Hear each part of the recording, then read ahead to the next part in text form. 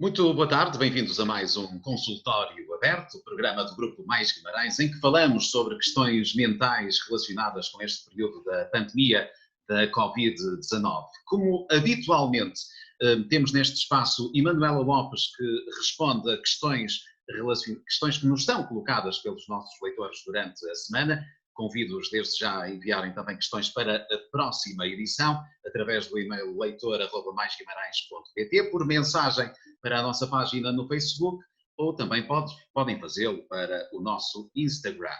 Hoje falaremos sobre perdas e o luto com Emanuela Lopes e hoje também com o Padre José Silvino, é capelão no Hospital de Guimarães e é também capelão na Basílica de São Pedro do Toral e é nosso convidado para este tema delicado que hoje trazemos à conversa neste consultório aberto. Olá, Emanuela, boa tarde, como está antes de mais?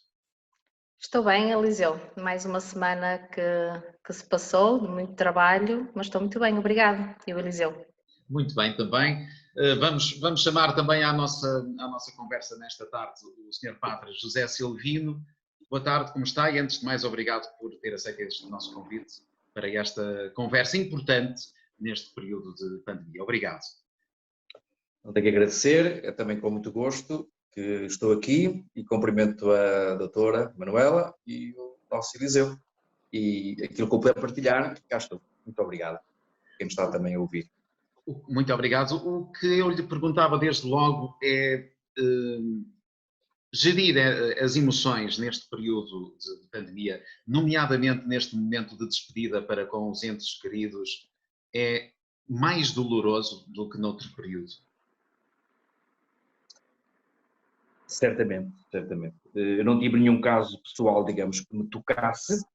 Quando as coisas nos tocam, quando é mais próximo, certamente sentimos com muita mais dor, muita mais sofrimento, mas pela experiência daquilo que as pessoas me contam e daquilo que a gente vê e daquilo que a gente sente e daquilo que realmente até os colegas sacerdotes, quando fazem o funeral, realmente não há pouco espaço e tempo para exprimir e extravasar as emoções. Portanto, quando nós não temos muito tempo de desabafo, ou quando não podemos, digamos, abraçar alguém, possivelmente não, de certeza absoluta que tanto as alegrias não são exploradas tanto, nem são tão explosivas, nem não são levadas ao máximo, como na tristeza também ela vai ficar muito mais contida e, portanto, vai ficar secretamente ali a recalcar. Certamente muito mais dor, muito mais sofrimento. Aliás, penso que entre muitas coisas, o problema se calhar que vai ficar assim ainda muito por resolver a nível psicológico, a nível espiritual, que é esse, o luto, a resolução do luto, da dor, do sofrimento, o acolhimento, a espiritualidade, o sentido da vida, tudo isso vai estar em equação também, não apenas o aspecto social, mas também isso nas nossas vidas.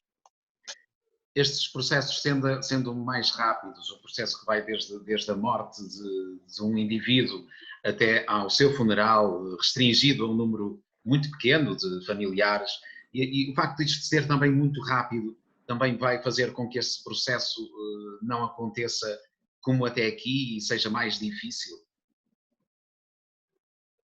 A questão do luto, Sim. aliás, até lhe vou dizer que há uma formação sobre o luto, mesmo a nível espiritual, mesmo a nível de pastoral da saúde. O pastoral da saúde também já se dedica, digamos, a estes temas. E nós, ano passado, até no hospital, tivemos uma formação, uma ou duas, com voluntariado, no SAER, sobre a esperança no luto. E se o luto, digamos, normal, não é fácil de ultrapassar, porque é diferente para todas as pessoas, é plural, cada um vive à sua maneira, pode levar a nível temporal, a nível da expressão física, a nível da expressão até corporal, a nível da expressão até visual, digamos, na roupa. Neste momento em que temos, digamos, um quadro e um tempo tão limitado, digamos, uma coisa tão fugidia, que a pessoa não tem tempo, digamos, de se despedir, nem o próprio doente, tempo de se despedir, e para quem não tem tempo de se despedir, digamos, do seu pai, do seu irmão, da sua filha, deve ser terrivelmente doloroso, porque no normal dos dias, e eu como capelão do Hospital da Cidade de Oliveira, aliás, ainda hoje, havia uma senhora em caso terminal e o hospital ligou-me e depois quando tive com a enfermeira, realmente é verdade, em estado terminal, mas acho que está à espera de qualquer coisa. Essa à espera de qualquer coisa é aquilo que já não se pode dar medicamente, nem tecnicamente, e se calhar já para além até da psicologia, já é se calhar a tal espiritualidade. Para muitos é fé religiosa, ou é fé num sentido para a vida, ou é o apaziguamento, o conforto, a paz que querem, digamos, receber e acolher. E muitas vezes o filho, ou o pai, ou a mãe que estão do outro lado de cá, não tiveram essa palavra final, ou esse toque final, ou esse abraço final, e pode, ou vai, com a certeza, ficar e coabitar no pensamento e no coração, se calhar para todo sempre. Não teve aquela oportunidade de dizer ao pai que o amava, que perdoava, que desculpava. Portanto, serão processos dolorosos. E, Manuela, da parte dos psicólogos, haverá aqui um trabalho a fazer também com aqueles que perderam os entes queridos durante este período de pandemia e não puderam, como nos relatava o padre Silvino, não puderam despedir-se convenientemente. Sim, é verdade, e isso já é algo que até antes daqui a Portugal já olharmos para isso de uma forma muito real, quando isto começou nos outros países, sobretudo aqui mais na Europa, nos nossos países vizinhos, nós os psicólogos já estávamos a olhar para este assunto com os olhos mais técnicos, porque realmente o que nós víamos a passar em Itália, em Espanha, na França, é super traumático do ponto de vista psicológico. Felizmente em Portugal não temos o número de mortes que há lá fora, mas eu costumo dizer que uma vida é preciosa, portanto com as 1300, penso que é mais ou menos isso que ao dia de hoje, temos muito esta questão e isso é aquilo que nós temos ouvido, quem tem perdido familiares neste tempo, é muito isto que o Sr. Padre acabou de dizer, a questão da despedida, a questão de ser tudo muito abrupto, tudo muito precoce, os rituais têm uma importância muito grande na nossa sociedade, muito grande no nosso concelho, nas nossas freguesias, tem mesmo é um ritual comunitário, não é só uma questão só familiar e realmente isto nós vamos ter que aqui atuar e fazer já medidas, algumas preventivas e outras mesmo de intervenção, para que este luto não se torne aquilo que nós dizemos que é um luto complicado, não é? Deixa de ser um luto normal, vivenciado, como disse também o Sr. Padre, é muito singular, é muito vivido de pessoa para pessoa, mas que se torne patológico. E aqui sim, nós vamos ter algum trabalho pela frente. E a Igreja, Padre José Silvino, terá respostas também para acompanharem estes fiéis que perderam os seus familiares e que estarão numa situação mais vulnerável a partir deste momento? Também há um papel da Igreja para acompanhamento destas pessoas? Sem dúvida, desde sempre, ou desde há muito tempo, que a Igreja tem esta pedra fundacional. Aliás, a Igreja é fundada em Cristo e Cristo passou a vida fazendo o bem, curando os doentes, impondo as mãos, sarando. Para quem acredita, ele é que realmente é o bom samaritano e pede de nós, agentes pastorais, fiéis, batizados, padres ou não padres, psicólogos, catequistas, médicos, enfermeiros, professores, esta dimensão também de ir e sermos estes portadores, digamos, de esperança. E realmente a Igreja também sempre teve ao seu cuidado realmente os doentes. Ao longo da história realmente tem um papel importante. E na questão da morte.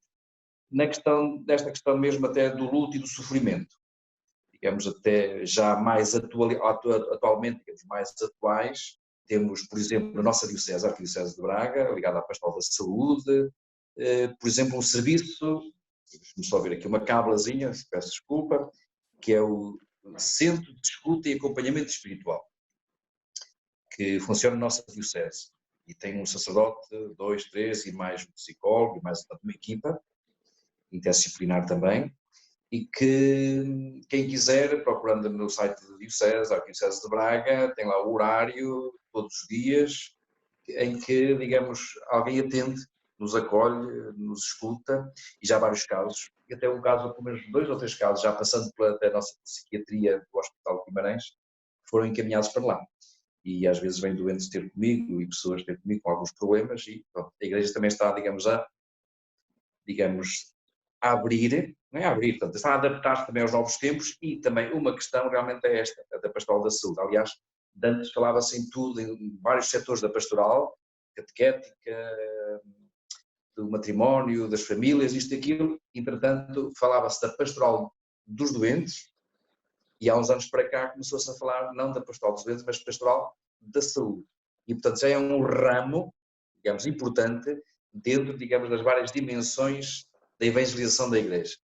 De chegarmos também aí com a espiritualidade saudável, não é? Temos saudáveis no corpo e no físico, no espírito. E a pastoral da saúde já não é, digamos, uma coisa anormal, que não fazia parte, agora já faz parte.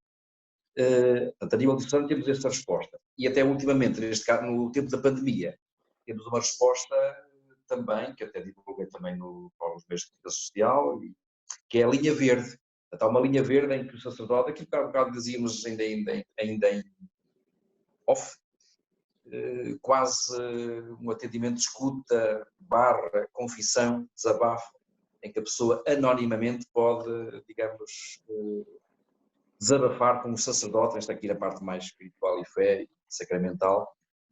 E durante a pandemia, alguns contactos que eu fiz não foi presencialmente, mas foi via telemática, como agora se diz, ou via virtual, ou via telemóvel, para que o espírito não fica confinado, o espírito o espírito é imune, isto é, une, e portanto o espírito abraça e acolhe, e portanto a Igreja preocupa-se, sempre se preocupou, conforme os tempos, se calhar mais adequado ou menos adequadamente, mas até no hospital, por exemplo, passou-se há uns anos da mera presença física do capelão e com o registro sacramental, por uma presença muito mais, vou repetir, presença, no sentido de não apenas chamar o sacerdote para o sacramento da Santa Unção, digamos, que as pessoas dizem os últimos sacramentos, digamos, quando às vezes está mesmo no final da vida.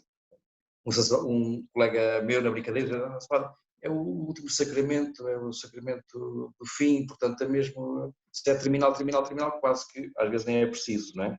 Portanto, a presença da Igreja deve estar na parte da doença, não apenas já só na conclusão, mas é importante, como dizia há bocado a doutora, e muito bem, os ritos, não é? E voltamos a isso. Portanto, neste momento os ritos estão confinados, até mais de 2 ou 3 dias, ou mais uma semana, a ser um espaço de 5 minutos no cemitério com 10, 15 pessoas, não é? Ora, sem a presença do padre, e sem a presença do padre também, não é? Não vão ao cemitério. Não, o sacerdote vai, quer dizer, nem vai. Se houver um encontro, eu fiz um só, fui chamado para fazer um.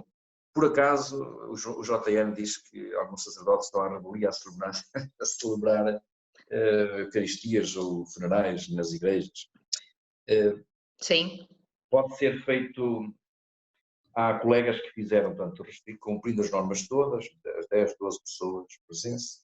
Eu fiz uma celebração numa igreja, sem eucaristia, uma palavrinha, Sim. um texto, uma palavra de conforto, e fez-se, portanto, houve ali uma hora, digamos, de velório, aspas. Depois estive presente com uma celebração. Quando chega um funeral, digo que já não sei fazer funerais, porque eu já paro há muitos anos e a prática dos funerais já não... Mas pronto, mas sei estar presente o melhor possível. E então, essa presença é mesmo uma presença de conforto e de estar com a pessoa, mais do que muitas palavras, ou haja vezes ritos que já não são feitos a correr. E portanto, nesta altura, parece que alguns ritos foram feitos um bocadinho a correr e com medo. Eu vi alguns sacerdotes que só iam mesmo ao cemitério, portanto não havia nada na igreja, e comentavam comigo, vou com máscara, vou com viseira, vou com não sei quantos, vai ser só 2 minutos ou 3, e com as pessoas distantes, e corro logo para casa, para tomar banho, para aqui e para lá.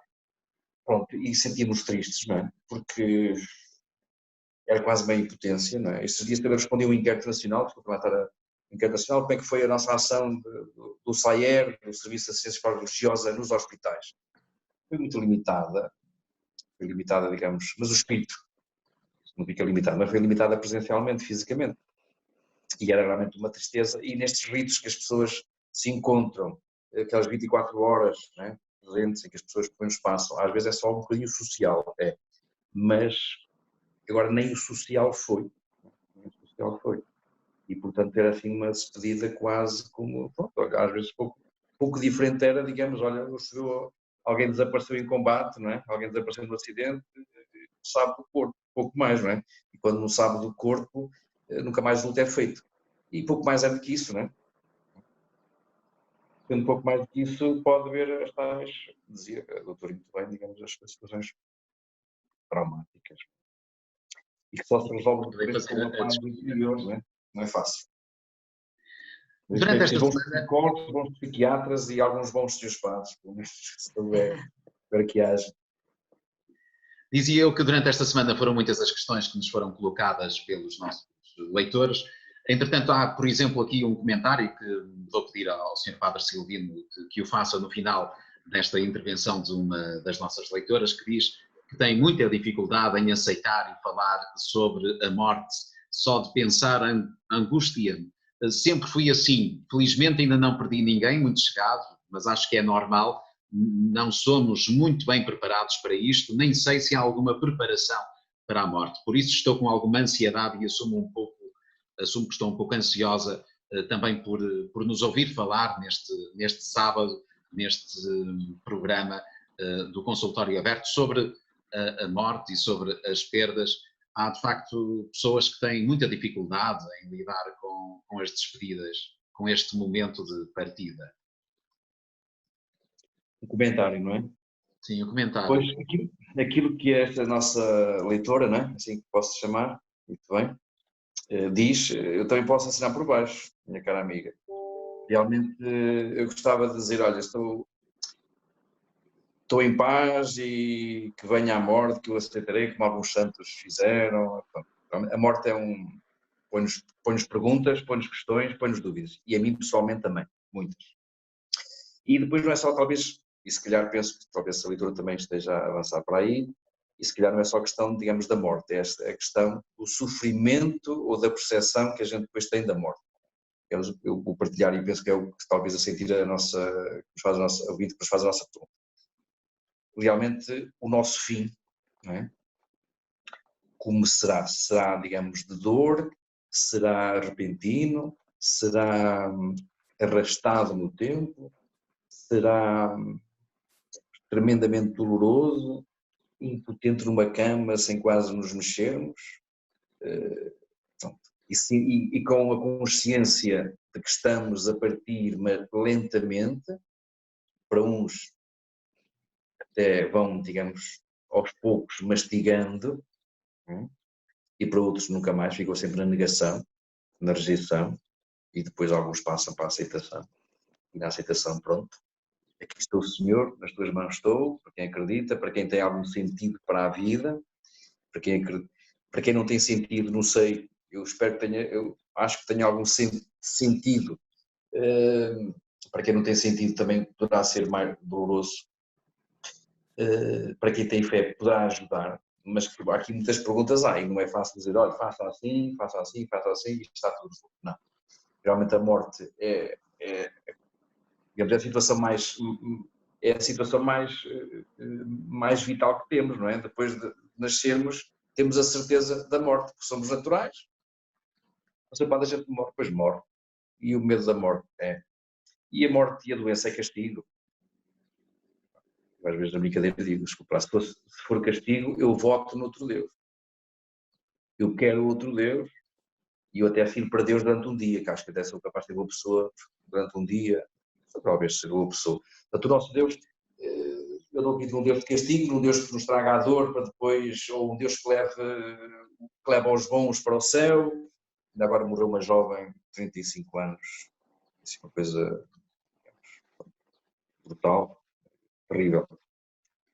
E às vezes as pessoas dizem para se consolarem um bocadinho, pronto, Deus Nosso Senhor quer lá os melhores, corta as melhores flores do canteiro. Deus Nosso Senhor agora partiu para melhor, não é? A gente diz, o desta é para melhor, mas ninguém quer, mas que seja tarde, não é? Mas que tenha tempo, que não seja já. Portanto, se é desta para melhor, a gente, se fosse desta para melhor, queria até antecipar isso, não é? Que era para melhor. Portanto, é sempre é o já e o ainda não é? Este dilema. Sabemos que há morte. Agora, eu também às vezes não, às vezes lidamos com pessoas que, com o andar da idade, dizem como o velho, entre aspas, mas velho no sentido de sábio, ancião, o velho Simeão. Agora, Senhor, depois dos meus olhos virem a salvação, o menino de Deus, como Deus tinha sido apresentado a tempo, agora já poderei partir em paz. Os meus olhos viram a salvação, colocar-se ao alcance. Salvação, esperança, aquilo que a gente quiser. Luz, não sei quanto. Portanto, agora já vi. Portanto, já cheguei nos meus 80 e tal anos, 90, vi, digamos, a grande esperança que me era prometida e chegou-me aqui às mãos. Posso partir em paz, está a minha missão cumprida. Eu penso que alguns de nós terão essa sorte, ou esse saber, ou esse sabor de um dia poder dizer, Senhor, ou senhora, ou irmãos, ou amigos, não sei quantos, terminei a minha carreira, estou em paz, quando chegar a minha hora estou tranquilo. Agora, como a leitura diz muito bem, que me traz também ansiedade, como é que vou viver esse momento em pânico, quando às vezes tenho uma dor, quando às vezes já tive situações de pânico, pessoalmente é terrível. O pânico de uma tremura qualquer no peito ou no coração, deve ser assim uma coisa que deve ser uma angústia de morte, digamos. Eu lembro-me do Cristo na cruz a suar sangue, portanto deve ser mesmo isso. A gente deve ficar assim, portanto, isso é que me assusta, isso possivelmente isso é que assusta a nossa amiga e que, porque depois se for, digamos, deitar como é que é? E acordar morto, não é? Adormecer, penso que será pacífico. Mas o sofrimento que até lá nos poderá, digamos, causar a nossa partida natural. Somos como uma planta, como uma árvore. Há árvores que duram um ano, ou plantas, há outras que são de 20 ou 30 anos, e cada uma tem o seu percurso. Não é fácil, caro ouvinte, mas penso, para rematar agora, também penso deste encontro convosco, tive muito agrado, só dizendo aqui duas palavras, começam por P, quando são palavras más, são palavras bonitas, que é o perdão e a promessa. Eu ouvi isto há anos numa conferência, numa palestra, num congresso, e tem-me servido para dar algum conselho a alguém e para sempre para falar. E acho que não é teoria, é verdade. Para termos uma vida minimamente tranquila, seja aos 10, 20, 40 anos, ou 60, ou 80, em relação ao passado, tem que haver perdão. Para estarmos, digamos, apaziguados connosco próprios. O perdão com o outro comigo, eu comigo próprio. Eu vou dizer à doutora, se calhar é o mais difícil. E se eu criar em Deus, é com Deus. Com Deus é o mais fácil. Basta querer. Com o outro e o outro comigo, também se calhar com algumas intermediações e com alguns amigos e avanço e recursos, também talvez se resolva. Eu comigo próprio, talvez o mais difícil, mas se houver perdão em relação ao passado, eu posso olhar para o passado e ver várias circunstâncias negativas, esta pandemia, esta morte, este luto, ficou gravado para sempre, mas vou olhar para ele como uma cicatriz que ficou, que eu recordo, me faz dor, mas não me infecciona. Portanto, posso passar lá a mão, não sangra. E aquilo que me faz viver, e viver com sentido, é o sentido da promessa, isto é, há alguma coisa que me está prometido, alguma coisa que ainda tenho que fazer. Então podemos ir pôr, por exemplo, projeto ou esperança. Eu ainda luto por alguma coisa, nem que seja para ter uma conta bancária mais, nem que seja para passar umas férias de luxo, nem que seja ainda para ver o meu netinho doutor, ou médico, ou psicólogo, à frente de uma estação de rádio ou de um órgão digital de informação. E se tivermos essa esperança, ainda me faz levantar de manhã, ainda me faz ir à missa, ainda me faz ir tomar um café, ainda me faz tomar banho, ainda me faz lavar a cara e avançar. Perdão e promessa. Se tivermos isso, ajuda-nos a viver melhor, com menos ansiedade. Eu sou ansioso, atenção, não é? Muito ansioso, mas perdão e promessa ajuda-nos talvez um bocadinho. Muito obrigado, Sr. Padre José Silvino, por estar connosco neste momento, também partilhando um pouco do que pensa e do que pensa a Igreja acerca deste momento particular da nossa história e também ajudando os nossos seguidores, os nossos leitores a vivenciarem de outra forma este momento da nossa história. Obrigado pelo seu contributo nesta tarde. Muito obrigado, e quem eventualmente regressar às Eucaristias vai ser um recomeço diferente para todos. Eu vou também recomeçar a aprender a celebrar a mesma Eucaristia, mas de uma forma diferente. Um grande abraço e saúde. Saúde. Muito obrigado. Doutora, saúde. Dizer. Obrigado, Sr. Padre, igualmente. Obrigado, beijinhos e abraços. Obrigado. E Manuela, a dor que as pessoas sentem nestas despedidas realmente será maior pelo facto de não poderem fazer a despedida como faziam até aqui e tradicionalmente diferente da que vivem agora.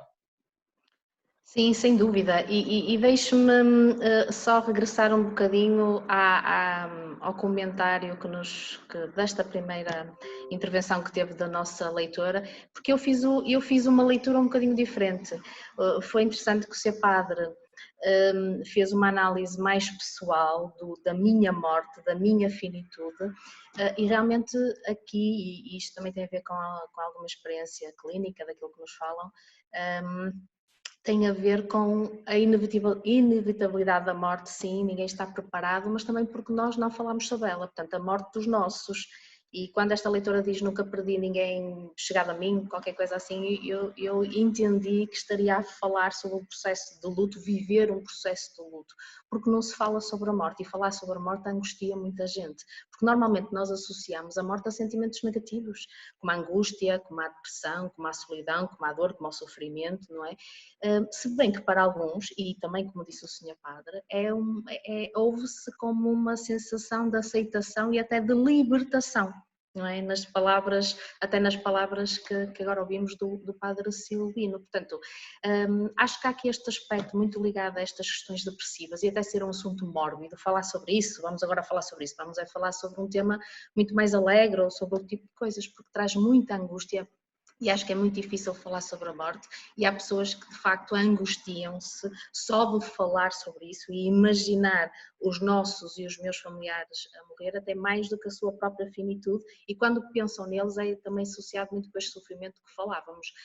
Acho que, e o Sr. Padre falou aqui num assunto interessante dos cuidados paliativos, eu acho que, e dos profissionais de saúde, acho que se abriram mais esta questão da morte e mesmo mais os doentes, quando começamos também a ter os cuidados paliativos mais nos hospitais e mais a tratar desta questão da morte e tudo o que a pessoa pode fazer e resolver associado a isso, algumas decisões que a pessoa quer tomar, as despedidas, os rituais associados às despedidas, e de facto quando isto não existe o sofrimento é muito grande e eu tenho visto alguns casos que em termos do luto nós sabemos que realmente vão ser mais difíceis e mais complicados precisamente sobre isso. E depois esta questão também da normalização, só este ponto. Acho que com as crianças é igual, também é importante fazermos isso e falarmos com as crianças, porque também estamos a desenvolver mais aspectos psicológicos e emocionais, até porque muitas vezes as perdas nos miúdos, e às vezes de alguns graúdos, as primeiras perdas não são das pessoas, são por exemplo dos animais de estimação. E acaba por ser também uma perda, não é? Por isso, o falarmos sobre isto de uma forma mais aberta, digamos, acho que também pode ser um primeiro passo para a morte, e falar sobre a morte não ser um assunto tão angustiante e tão depressor, digamos assim. Como referi no início deste programa, foram vários os seguidores que nos enviaram questões e preocupações relacionadas, sobretudo com o tema que hoje trouxemos à nossa conversa e a este consultório aberto relacionado com as perdas e com o luto. Temos esta questão, por exemplo, que nos é enviada por uma das nossas seguidoras e diz o seguinte: doutora, morreu o meu sogro há cerca de 1 mês e nem ao funeral pude ir. Choro todos os dias. O que faço? É a pergunta que nos deixa. Eu antes de mais e de começarmos a responder assim diretamente às questões que nos foram colocadas, eu gostava de endereçar as condolências a todas as famílias e a todas as pessoas enlutadas porque de facto é uma realidade, e uma realidade cada vez mais presente e pronto, eu gostava de o fazer. E realmente esta questão dos funerais foi também uma nova realidade que aconteceu nos últimos tempos, não é? Esta questão destes rituais, este momento de despedida que todo o ritual do funeral tem envolvido em si, é uma parte muito importante no processo de luto, muito importante. É um ritual de reunião de onde estão os familiares, onde estão os amigos da pessoa falecida, dos familiares, e que oferece de facto aos enlutados a oportunidade de expressar as suas emoções, partilhar homenagens, dividir também as suas tristezas e aquilo que falávamos há um bocado, e eu vejo isso como muito importante nas freguesias aqui do nosso concelho, é que o funeral também cumpre uma missão, uma função muito comunitária, não é? Muitas freguesias, as pessoas vão todas aos funerais, gostam de ir por uma questão de respeito, por uma questão de apoio, por uma questão de solidariedade, independentemente até do vínculo, do grau de ligação que tinham com a pessoa. E lá está, depois por motivos de saúde, quaisquer aglomerações de pessoas, inclusive os funerais, não é? São desaconselhados, ainda são desaconselhados e muito limitados a um X número de participantes, se bem que agora eu penso que deixam os familiares diretos participarem todos, porque, por exemplo, uma realidade que eu acompanhei é que em algumas famílias muito numerosas não podiam estar todos. Há famílias, nós temos no nosso concelho de 10 irmãos casados, netos, bisnetos, quer dizer, uma família direta que é muito extensa e realmente muitas pessoas, e provavelmente deve ter sido este o caso, o sogro, não é? Não puderam estar presentes.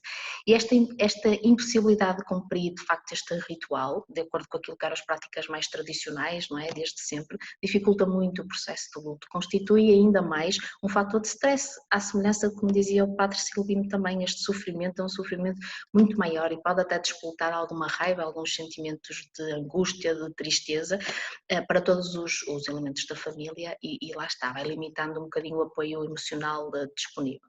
Eu compreendo que é muito difícil e deve ser muito difícil, daí que é muito importante as pessoas respeitarem, e esta senhora em particular, respeitar o seu tempo, a forma como está a viver as suas emoções. Se quer chorar, eu acho que deve chorar. Eu costumo dizer sempre às pessoas, chore para a frente, deite cá para fora. É evidente que as pessoas devem se proteger, um bocado onde estão a chorar, mas é algo que devem de facto fazer, nem têm que sentir qualquer tipo de embaraço, nem de vergonha.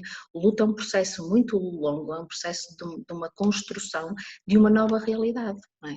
Então é aconselhável que as pessoas tentem procurar, e que esta senhora tente procurar algum ânimo em tarefas que antes lhe davam algum bem-estar ou que sentia alguma alegria, que agora não a sente, mas que antes sentia, portanto, retomar um bocadinho isso, mantendo algumas rotinas, mantendo as atividades que antes gostava, e pode ser o cuidar das plantas, pode ser o cozinhar, pode ser ver uma série que antes até gostava de ver, uma série preferida, valorizando também muito o autocuidado, porque uma das coisas que eu vejo e ouço muito é que as pessoas deixam de se cuidar da sua saúde física, da sua saúde psicológica, portanto é importante também que retomem um bocado isto, aproveitem o tempo para cuidar de si, para melhorar esta capacidade também que ajuda depois a reagir à situação, sobretudo a longo prazo. Evidente que se considerar que este sofrimento é muito perturbador, que impede de realizar atividades cotidianas, que interfere muito com o seu funcionamento, então aqui se calhar é necessário uma ajuda mais profissional, mas eu acho que deve viver as coisas desta maneira, ao seu ritmo e respeitando muito o tempo e as suas emoções. E Manuela, mais uma questão que nos chegou esta semana, diz o seguinte: parabéns pelo programa, tenho aprendido muito. O tema desta semana é muito sensível para mim. Tenho uma amiga muito chegada da minha família que passou por uma situação de morte da mãe pelo Covid-19. Foi muito difícil, está a ser muito difícil para essa amiga. Eu tento falar com ela todos os dias, mas já não sei mais o que lhe dizer. Há mais alguma sugestão que possa dar para eu a ajudar? Portanto, temos aqui um pedido de auxílio para com uma amiga, uma palavra que possa acrescentar àquelas que já terá dito durante este processo de luto que ela está a atravessar. Sabe, Eliseu, eu acho que aqui a mais-valia que esta senhora pode dar à sua amiga é que, de facto, a outra senhora que perdeu alguém, de facto, saiba que pode contar com ela, que ela está presente. É importante as pessoas saberem que nós temos alguém que está lá, independentemente até daquilo que nos diga. Portanto, mesmo que não saiba o que dizer e o que fazer, é importante estar lá. E mais importante, muito mais importante do que falar do que o que vou dizer, é muito mais importante escutar, é muito mais importante ouvir quais são os sentimentos das pessoas, poder acolher esses sentimentos, poder ajudar, eventualmente se houver alguma possibilidade de ajudar, mas sempre respeitando a pessoa e não fazendo as coisas como nós achamos que é correto. Eu digo isto porquê? Porque muitas vezes há ideias muito pré-concebidas, como é que as pessoas devem fazer o luto.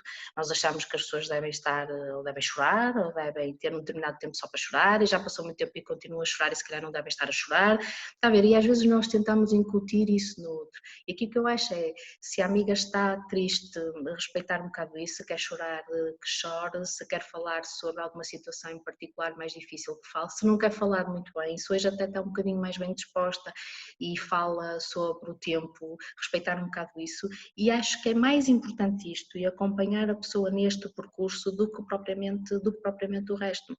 E é aquilo que eu digo, estas ideias que nós às vezes temos, esta dificuldade, que tem a ver mais connosco e não tanto com outra pessoa, da forma como ela faz luto e da forma como elas têm até que viver a situação. Portanto, eu aconselho a continuar a usar o telefone, a estar muito presente na vida desta amiga, a confortar esta amiga exatamente por aqui, quer dizer, contribuir para minorar este sofrimento da família, às vezes até com ideias práticas, não é? Sei lá, eu lembro-me de alguém me dizer que o facto da amiga lhe ter encomendado a comida e lhe ter sido entregue a refeição em casa foi uma grande ajuda, por exemplo. Quer dizer, uma questão assim muito prática e que ajudou muito aquela pessoa que não estava sequer em condições psicológicas de fazer, por exemplo, a refeição, não lhe apetecia, não é? E acabou até por comer exatamente por aí. Às vezes também, embora isto é muito discutível e pode variar, há pessoas e amigos que gostam de homenagear os familiares a partir das redes sociais.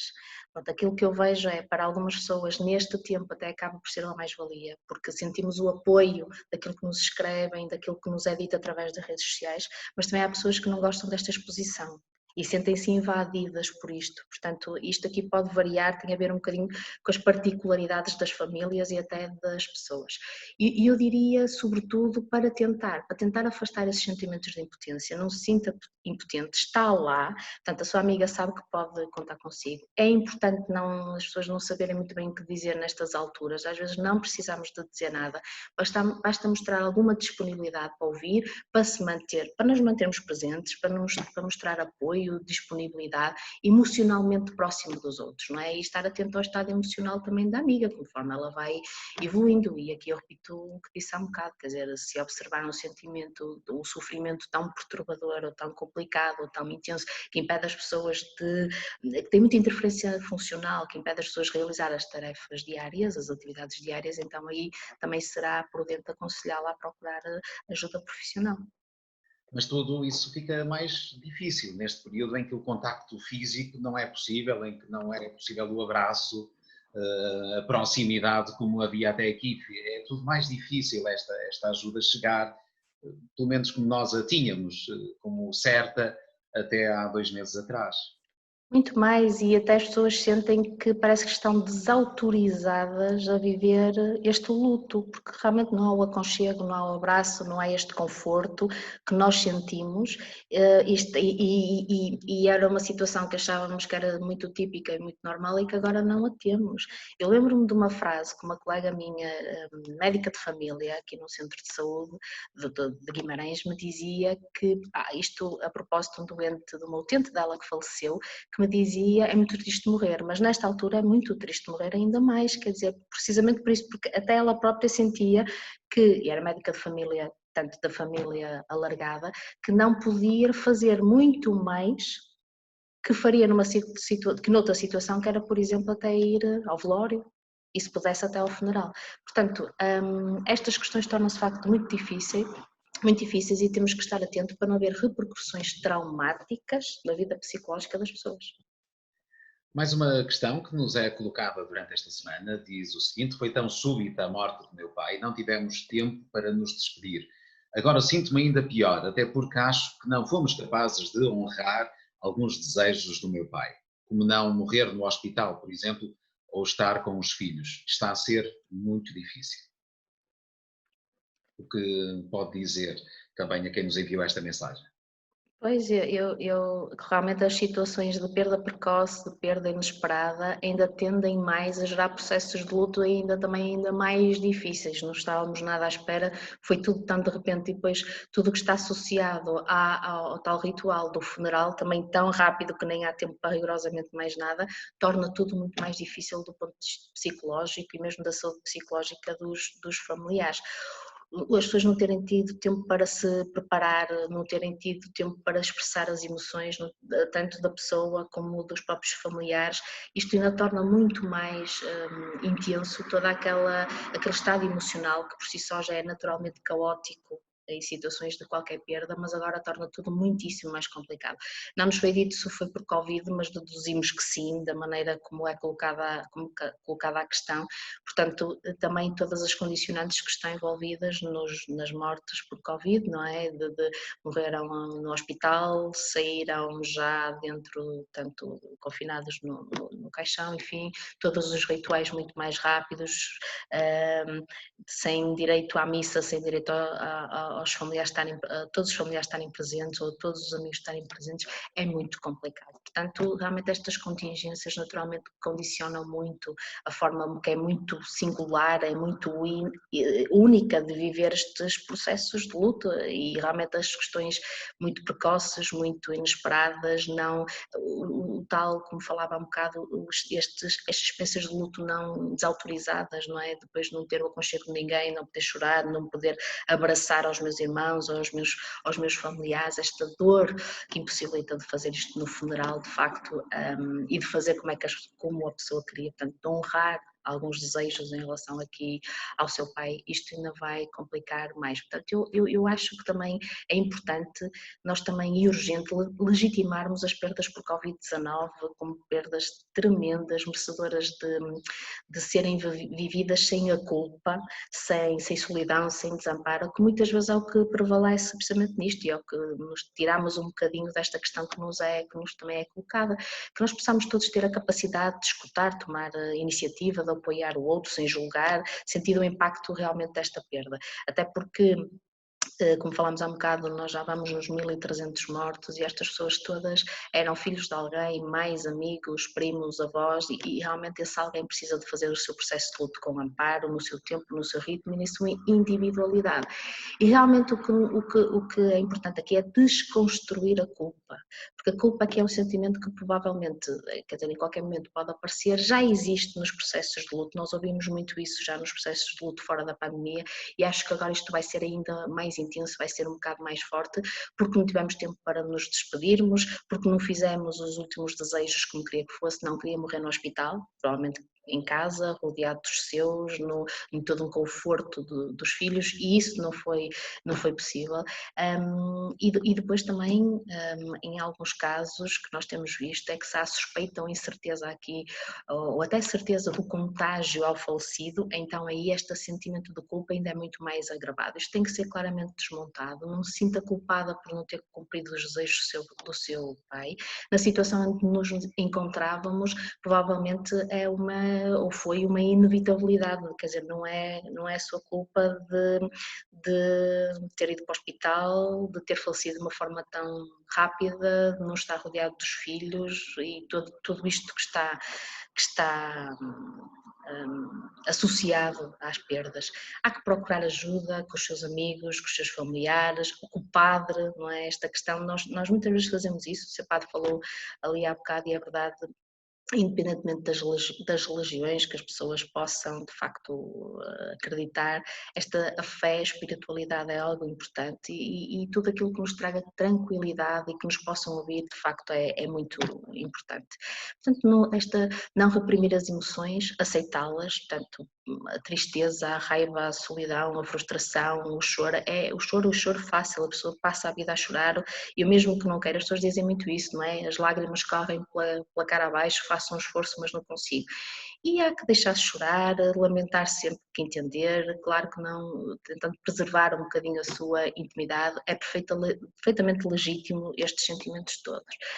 Uma coisa também que eu costumo aconselhar em qualquer situação de luto é encontrar uma forma de homenagear a memória das pessoas e aqui homenagear a memória do seu pai. Isto pode ser feito de muitas maneiras. Eu já vi que foi feito, por exemplo, através de música, através de fotografias, através do momento de silêncio numa determinada hora, no ato simbólico, por exemplo, de acender uma vela, uma das coisas que as pessoas também fazem muito, e quando isto passar, organizar se calhar uma cerimónia e honrar os tais desejos que falou, não é? Do seu pai, reunir os irmãos todos, se calhar estarem todos presentes, poder fazer isso numa parte mais posterior. Dar tempo a si próprio para lidar com o luto. Isto, as pessoas têm tempos diferentes e necessidades diferentes, há que respeitar os seus.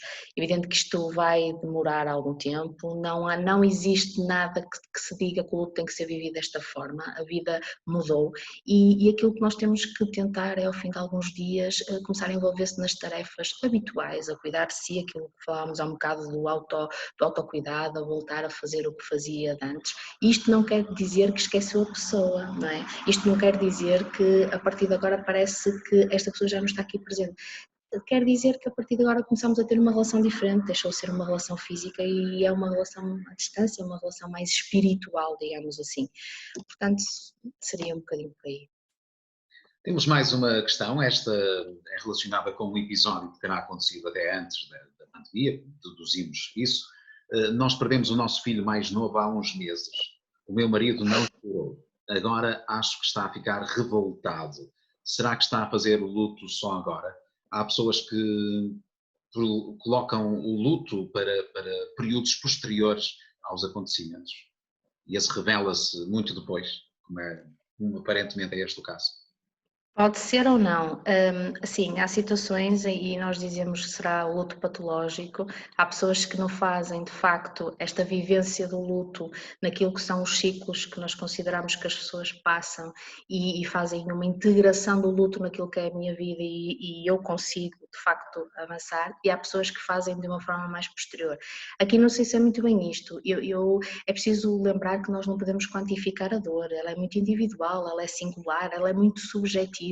E como eu tinha referido antes, o importante aqui é escutar mais o que a pessoa tem a dizer, quais são os sentimentos, perceber estes sentimentos, estar ao lado, se for preciso ajudar em alguma coisa com certeza, mas sobretudo o melhor que pode fazer é estar ao lado do seu marido e poder acolher o que ele está a sentir, mesmo que não saiba o que se está a dizer. Portanto, o luto é uma resposta natural e humana à perda de alguém, de quem nós gostamos, e normalmente é acompanhado de tristeza profunda e de choro, um choro fácil, mas também pode incluir outras emoções, daí que eu estava a dizer que pode não ser necessariamente um luto patológico.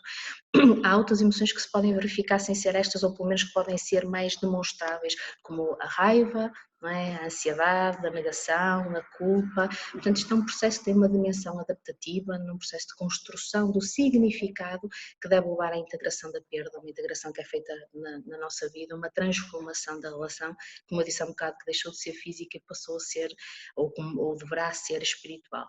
Mas aqui há um aspecto que eu acho que é importante também falarmos um bocadinho sobre ele, porque é um bocadinho diferente do que falávamos anteriormente, e sem minimizar a dor de ninguém. Mas eu, da minha experiência clínica, e aquilo que eu ouço e tenho muitos casos desses em consulta, a experiência de perder um filho é muito complicada, não é? Porque é contra a natura, não é isso que é suposto acontecer. Nós devemos morrer primeiro com os nossos filhos e não os nossos filhos à nossa frente. Aqui a vida muda significativamente, é uma dor que vai acompanhando muito a pessoa. Nós conseguimos perceber ao final de algum tempo e ao final de alguns anos, as pessoas, é um dia de cada vez, é muito isto que nos dizem, e realmente a vida pode ir seguindo, mas é uma vida com uma experiência e com um traço diferente quando nós perdemos um filho. Há coisas que realmente mudam significativamente, essa será um motivo para uma grande mudança na vida das pessoas e elas têm que ter consciência disso. Tem que ter consciência e da forma como se vive isto é muito difícil porque o timing com que nós conseguimos chorar ou com que nós conseguimos, por exemplo, esta às vezes a própria negação ou a culpa, não é muitas vezes nos pais o mesmo e poderá ser este também o caso, não é? O caso da tristeza, o caso da revolta, o caso da aceitação, e demora muito, e realmente aquilo que me dizem, a vida nunca mais é a mesma. E se ainda podemos complicar mais este processo, e da minha experiência o que eu vejo é que mais por doença súbita, doença crónica, até os acidentes de viação, que nos jovens também é uma causa de mortalidade grande, é a perda de um filho por suicídio. Esta ainda acaba por ser uma situação muito complicada e muito traumática, que nós temos também muito em consulta, e que é muito difícil elaborar isto do ponto de vista psicológico, e pronto, e por isso é que também cá estamos para ajudar. Outra questão que nos chega esta semana: como explicar o luto às crianças? Faleceu a minha tia e os meus filhos conviviam muito com ela e eu não sei como lhes contar. Devo levá-los a um psicólogo? Pergunta-nos também esta nossa seguidora nesta semana. Há esta necessidade de recorrer a um psicólogo para contar aos filhos sobre o falecimento de familiar? Não, eu, pelo menos para já, penso que não deve ser necessário levá-lo já a um psicólogo. Aliás, se me aparecesse no gabinete, no consultório, com esse pedido, aquilo que eu recomendaria era que de facto fossem os pais, a família, a falar com os filhos e a transmitir essa informação. Mesmo nos serviços públicos isso muitas vezes acontece, e é uma das recomendações que nós damos. Quem nos dá a notícia, ou quem deve dar as notícias às crianças, deve ser a família, alguém que nós conhecemos, não é? E que confiamos, do que propriamente outra pessoa. E depois dar essa informação de que a tia faleceu, já não é necessário estar sempre a dizer que a tia faleceu. Depois o importante é falar sobre os sentimentos, falar sobre a saudade. É muito, muito importante depois ouvir os miúdos e respeitar a forma como é que eles vão reagir e a forma como eles querem compartilhar isso, não é? Claro que aqui há alguns fatores que é preciso termos em atenção e que estão relacionados com isto tudo: a idade dos miúdos, a idade e a personalidade, mas a idade vai fazer com que eu tenha mais cuidado ou menos cuidado e acerte a minha linguagem aos garotos. Nós devemos ser diretos na notícia, sem grandes rodeios, não também de uma forma muito fria, mas devemos ser diretos ao dar a notícia aos miúdos. Também não devemos esconder a tristeza, quer dizer, muitas vezes os pais tentam fazer isso, mas é normal nesta fase. Se eu estou triste por causa da morte da minha tia, também posso mostrá-la aos miúdos, essa tristeza. Não devemos omitir a verdade sobre a causa da morte, quer dizer, dizer a verdade, mas também evitar detalhes desnecessários ou completamente desnecessários, sobretudo aos miúdos. E temos que nos mostrar muito disponíveis para responder às questões das crianças, não é? Que depois, que pode ser no momento, como pode ser do nada, mais para a frente, do nada, os miúdos de facto questionarem sobre isso. Aqui eu também acho que há uma questão que a mim que me sobressai um bocadinho nesta pergunta que nos foi colocada, porque muitas vezes a nossa própria relutância dos adultos, não é, em falar sobre a morte é que faz com que ocultemos alguns factos, ou então estamos, lá está, com esta dificuldade em contar aos miúdos que alguém faleceu.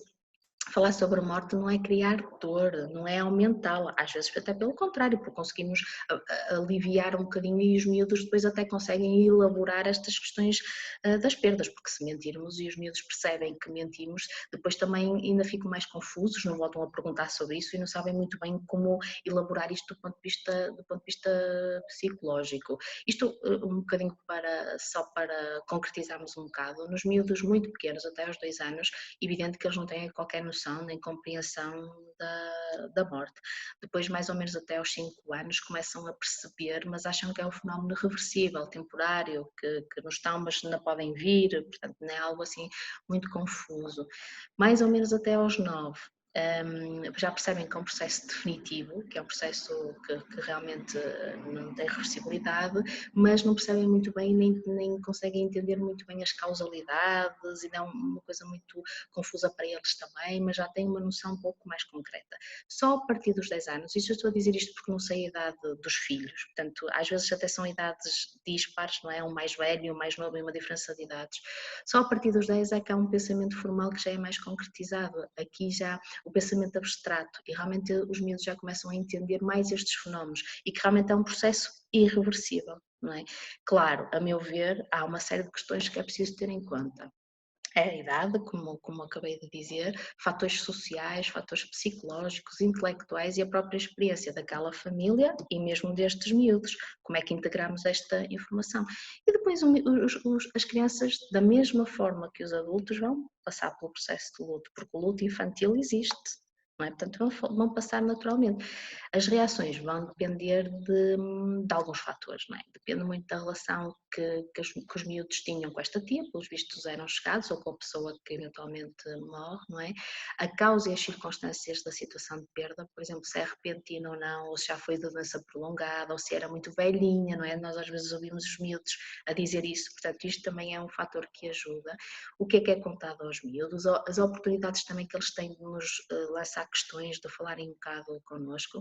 E depois também, e isto é uma coisa que às vezes também vamos ouvindo, é que qual era este padrão de funcionamento ou de relacionamento desta família, porque muitas vezes o que acontece, sobretudo quando são, por exemplo, mais velhos, os avós ou um dos avós que falece, a família deixa de se reunir ao sábado ou ao domingo, quando antes iam todos para a casa da mãe, porque estavam os pais e reuníamos e estávamos lá todos. Desde que faleceu a minha avó ou o meu avô, deixámos de fazer isso.